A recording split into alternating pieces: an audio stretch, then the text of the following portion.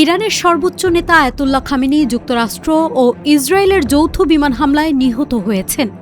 এমন ঘোষণা ঘিরে মধ্যপ্রাচ্যে তৈরি হয়েছে তীব্র উত্তেজনা। ২৮ ফেব্রুয়ারি ভোর থেকে রাজধানী তেহরান ও আশেপাশের গুরুত্বপূর্ণ সামরিক ও কৌশলগত স্থাপনাগুলোতে একযোগে হামলা চালানো হয়। ইসরায়েলি জেট থেকে নিক্ষিপ্ত প্রায় ৩০টি বোমা খামেনির কম্পাউন্ডে আঘাত হানে বলে জানিয়েছে আন্তর্জাতিক গণমাধ্যম। স্যাটেলাইট ছবিতে দেখা গেছে তার বাসভবন মারাত্মকভাবে ক্ষতিগ্রস্ত হয়েছে। ইসরায়েলের স্থানীয় সময় অনুযায়ী গত শনিবার সকাল ৬টার দিকে অভিযান শুরু হয়। ওই সময় যুদ্ধবিমানগুলো ঘাঁটি থেকে উড্ডয়ন করে। হামলায় তুলনামূলক কম বিমান ব্যবহার হয়, কিন্তু যেগুলো ব্যবহার করা হয় সেগুলো ছিল দূরপাল্লার ও অত্যন্ত নির্ভুল অস্ত্রে সজ্জিত। যুদ্ধবিমান উড্ডয়নের ২ ঘণ্টা ৫ মিনিট পর তেহরানের স্থানীয় সময় সকাল ৯টা ৪০ দূরপাল্লার ক্ষেপণাস্ত্রগুলো কম্পাউন্ডে আঘাত হানে।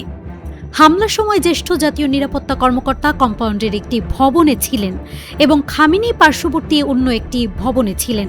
হামলার লক্ষ্য ছিল ইরানের পারমাণবিক ও ক্ষেপণাস্ত্র কর্মসূচি ব্যাহত করা এবং শাসন ব্যবস্থায় চাপ সৃষ্টি করা, এমনটাই দাবি হামলাকারী পক্ষের। এদিকে প্রাথমিকভাবে ইসরায়েলি সূত্র খামেনির মৃত্যুর খবর জানালে যুক্তরাষ্ট্রের প্রেসিডেন্ট ডোনাল্ড ট্রাম্প এবং ইসরায়েলের প্রধানমন্ত্রী বেনিয়ামিন নেতানিয়াহু পৃথক ঘোষণায় তার নিহত হওয়ার বিষয়টি নিশ্চিত করেছেন। পরদিন সকালে ইরানের রাষ্ট্রীয় গণমাধ্যমও খামেনির মৃত্যুর খবর প্রকাশ করে। সরকার ৪০ দিনের রাষ্ট্রীয় শোক এবং ৭ দিনের সরকারি ছুটি ঘোষণা করেছে। একই হামলায় তার পরিবারের ৪ সদস্য ও কয়েকজন আত্মীয় নিহত হন বলে জানানো হয়। তবে খামেনির মৃত্যুর খবরে ইরানের ভেতরে ভিন্নধর্মী প্রতিক্রিয়া দেখা যায়। কোথাও শোক, কোথাও বিক্ষোভ, আবার কিছু স্থানে উদযাপনেরও খবর আসে। মধ্যপ্রাচ্য সহ কয়েকটি দেশে তার মৃত্যু ঘিরে সহিংস বিক্ষোভের ঘটনাও ঘটে। রয়টার্স ও দ্য ওয়াল স্ট্রিট জার্নালের প্রতিবেদনে বলা হয়েছে, খামেনি যখন তার জ্যেষ্ঠ উপদেষ্টাদের সঙ্গে বৈঠকের প্রস্তুতি নিচ্ছিলেন, ঠিক সেই সময়টিকে লক্ষ্যবস্তু করা হয়।